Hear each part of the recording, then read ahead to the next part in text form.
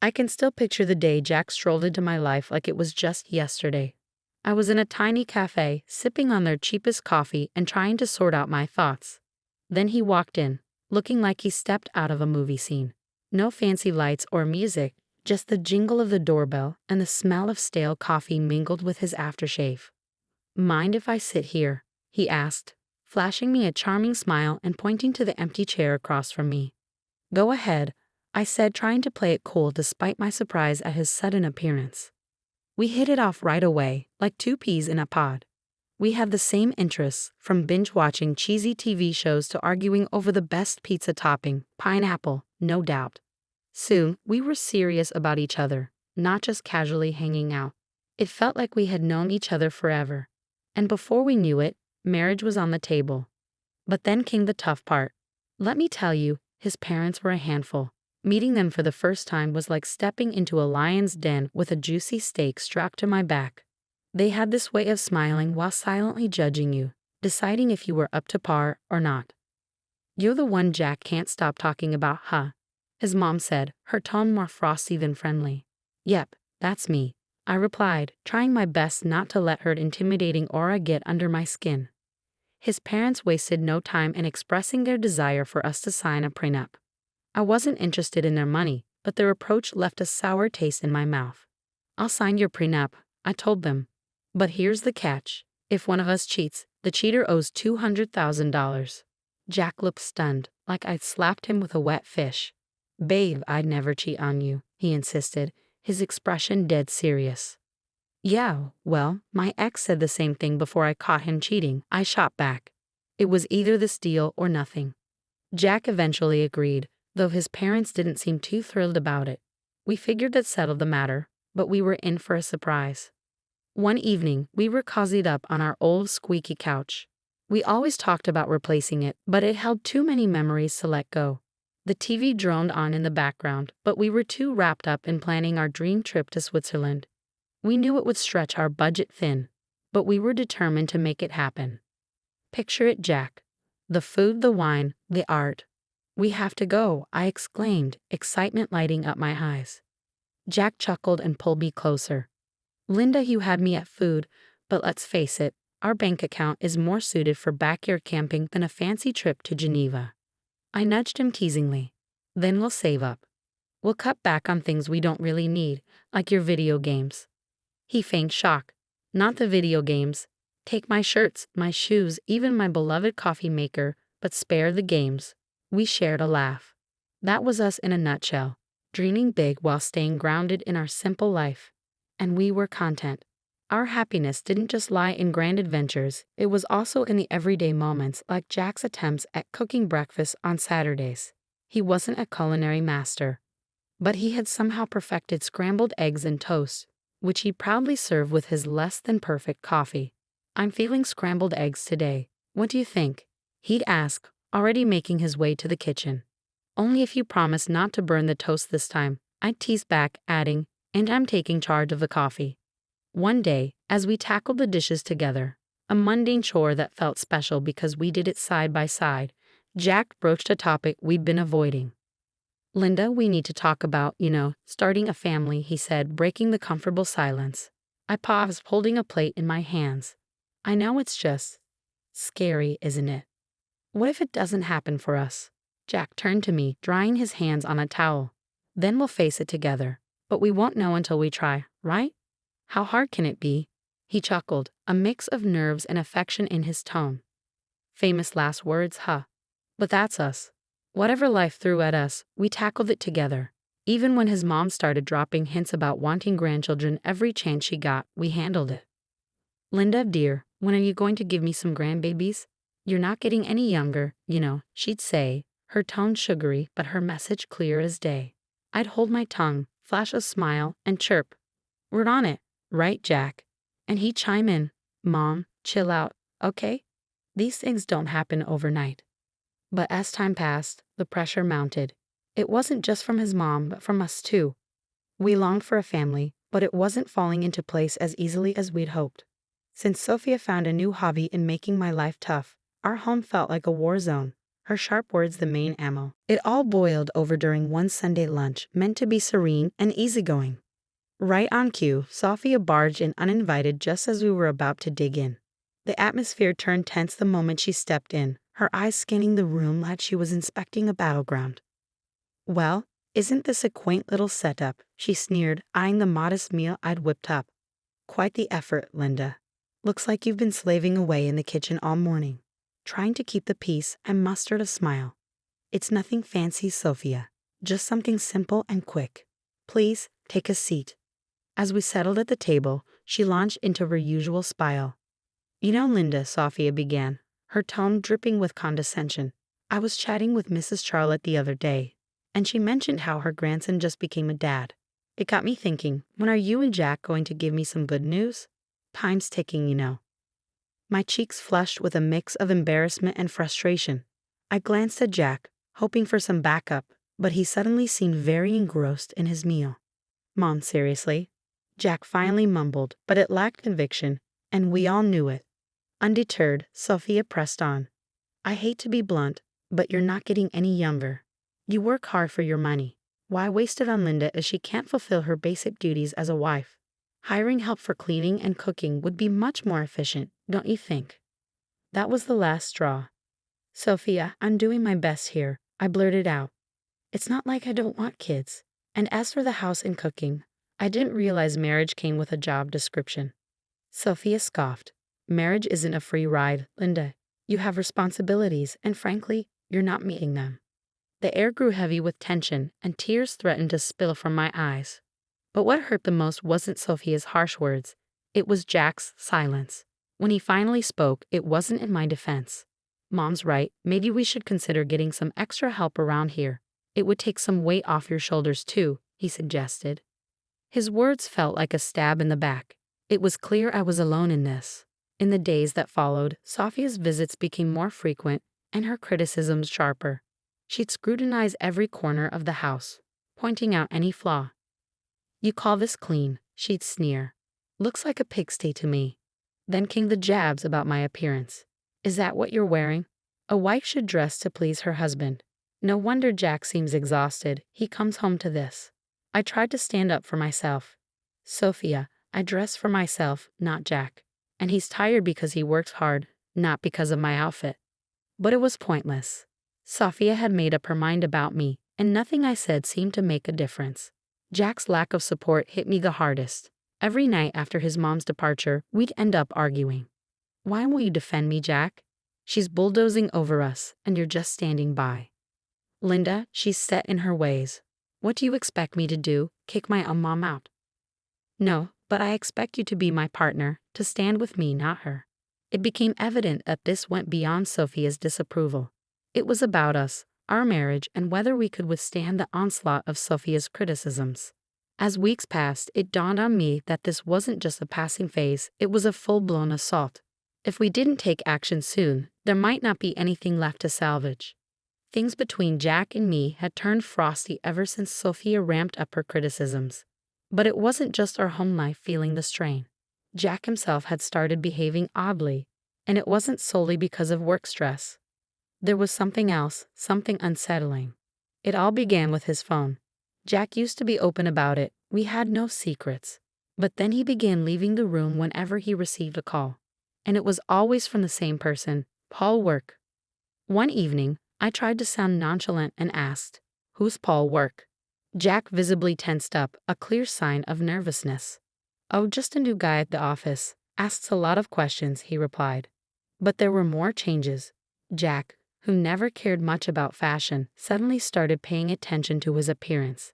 The graphic tees and worn-out jeans disappeared, replaced by crisp shirts, slacks, and even cologne. "Since when did you start smelling like a department store?" I teased one morning, watching him style his hair differently. He just smirked. "Can't a guy mix things up every once in a while? No harm in that, right?" Then there were the late nights at work, becoming more frequent. "Another long one, babe," he texted. "Sorry, this project is a killer. I'll be home soon, I promise," he reassured, but it would be well past midnight before I heard his keys jingle in the door. I couldn't shake the feeling that something wasn't right. It lingered like a shadow. That's when I made the decision to hire a private investigator. It felt like a scene from a cheesy TV show, but I needed to know for certain. The evidence arrived in a plain brown envelope. Heartbreaking yet undeniable. Photos of Jack with another woman, their intimacy unmistakable, captured in moments that shattered our years together. But it was the recording that cut the deepest. Their conversations filled with affection and plans made it painfully clear. He was in love with her, or at least with someone else. I sat there, staring at the damning evidence before me, a chilling reality sinking in. This could be the key I needed if our marriage spiraled into a messy divorce. The photos captured stolen moments from our life together, while the recorded words betrayed every "I love you" he ever whispered in my ear. But I kept it all to myself, a heavy burden I chose to carry alone. I wasn't ready to confront him, not yet. I needed time to strategize, to navigate the collapse of our marriage while preserving my dignity. The days that followed passed in a blur. Jack maintained his facade, and I played the part of the dutiful wife, smiling outwardly while crumbling inside. Our conversations became a delicate dance around the truth, each word carefully chosen, every laugh forced. "Are you okay?" Jack would inquire, genuine concern lacing his voice. "Yeah, just tired, you know. Work's been hectic," I'd respond, the lie bitter on my tongue. It seemed like just another ordinary day until I accidentally overheard a conversation that would change everything. As I passed by Jack's office, the door slightly ajar, their voices drifted out. It was Jack and his mother, Sophia, and their conversation wasn't casual. Their tones were serious, filled with purpose. "I can't keep this up, Mom. It's not just about having kids anymore. I don't feel the same way about Linda. It's like we're living together as strangers, not as a married couple," Jack admitted, his voice heavy with exhaustion. Sophia's reply was cutting. "Well, can you blame yourself? She hasn't given you a child. And what else has she really brought to this marriage? But let's not be hasty. My 65th birthday is approaching, and we wouldn't want to miss out on a generous gift from her, would we?" Her cynicism felt like a stab in the heart. They were using me, planning to keep me around just long enough to benefit from a lavish birthday present before discarding me. "Exactly, dear. Just a bit longer," Sophia affirmed, her words dripping with malice. I stood there, stunned and furious.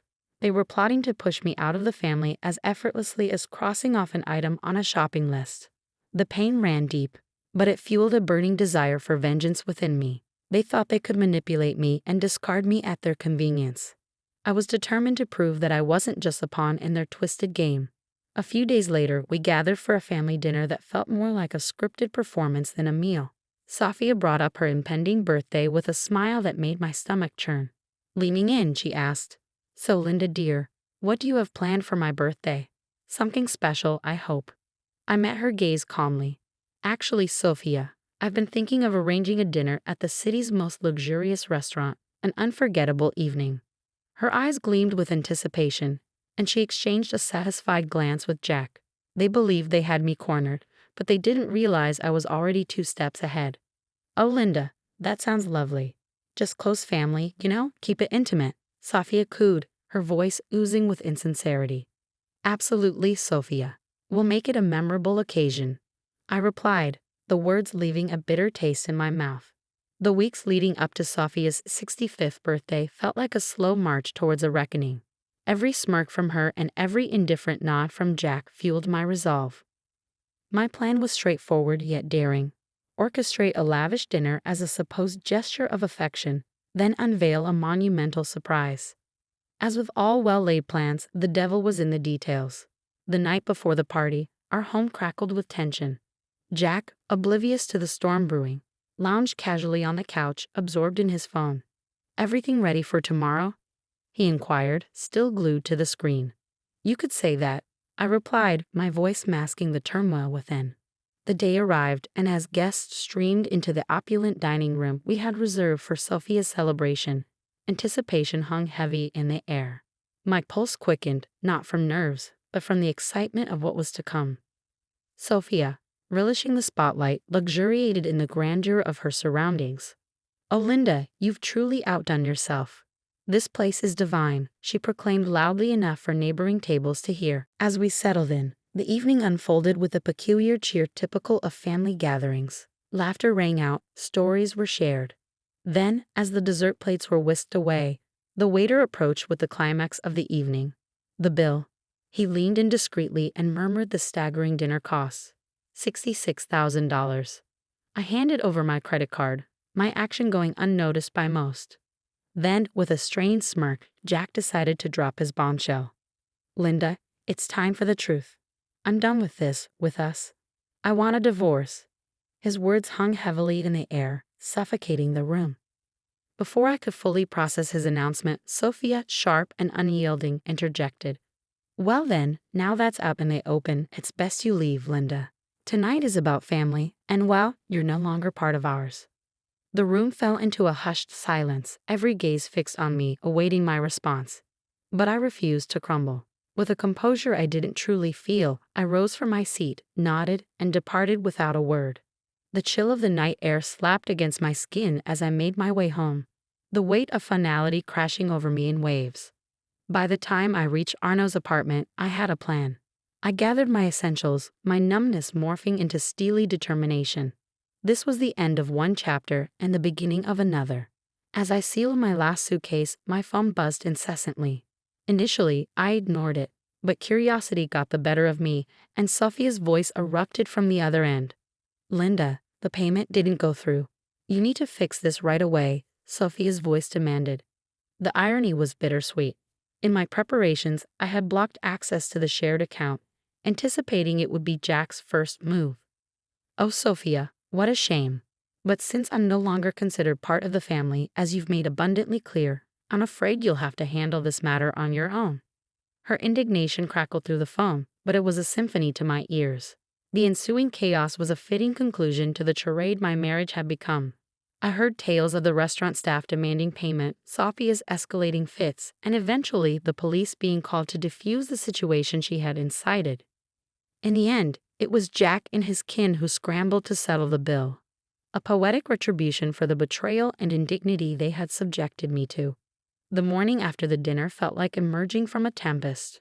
Armed with my plan, my determination, and a stack of divorce papers in hand, I returned to what once was our shared abode for the final time. The atmosphere was tense, palpable, as if it could be sliced with a blade. Jack and Sophia stood there, seemingly embroiled in a heated exchange. Their animosity toward me seemed to merge into a unified front of fury upon my arrival. You've got some nerve showing your face here after last night, Jack spat, his features twisted in a mixture of anger and disbelief. Quick to echo his sentiment, Sophia hurled her own barbs. Ingrate, you've brought shame upon us in front of the entire city. Do you comprehend the humiliation of having the police summoned on account of your actions? People were laughing, filming. I met their fury with a composure I hardly felt. Shame? Is that your primary concern right now?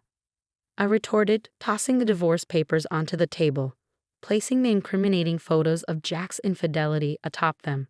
Perhaps you should direct your attention to this instead. Jack's complexion drained of color as he picked up the damning photographs, with his mother looming over his shoulder. Their rage dissolved into shock, then morphed into panic as they comprehended the gravity of the situation. And let's not overlook the prenup, shall we? I pressed on, my voice unwavering. You stray, you pay, precisely $200,000. Sophia's features contorted into a snarl. You wouldn't dare. You can't do this to us. Oh, but I can, and I will, I retorted, my voice devoid of warmth, resolute in my decision. Recognizing the gravity of the situation, Jack altered his approach. Please, let's discuss this. We can find a solution. I couldn't suppress a bitter, mirthless laugh. Find a solution? You think a few words can undo everything. No, Jack, it's over. Sophia, ever the master manipulator, attempted to soften her stance, her tone dripping with false concern. Linda, darling, think about what you're doing. This will destroy us. That ship has sailed, Sophia. You should have considered that before. Their pleas shifted to desperate entreaties, their words a frantic attempt to salvage whatever remained. But my mind was resolute. I was done playing the victim, done with their deceit and manipulation. In the end, Jack had no recourse but to borrow money from his parents to settle with me. As I departed from that house for the final time, check in hand, I felt a burden lift from my shoulders. After all that transpired, I was finally liberated. I used the money from Jack to secure a down payment on a modest yet snug abode of my own. It's remarkable how much tranquility you can find in a residence that's solely yours, where each nook feels like a sanctuary away from the tumult of the past. Life is calmer now, and I wouldn't have it any other way. I have a job that keeps me occupied, amiable neighbors who offer nods and smiles, and a petite garden that's entirely mine to tend to. Occasionally, I catch wind of gossip concerning Jack and Sophia.